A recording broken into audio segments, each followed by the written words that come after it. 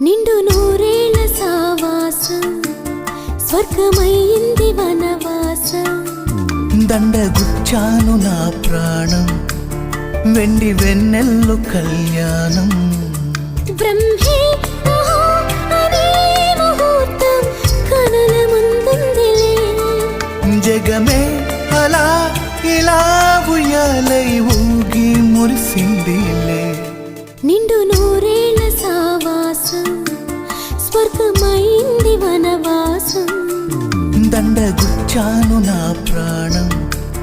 వెండి వెన్నెల్లు కళ్యాణం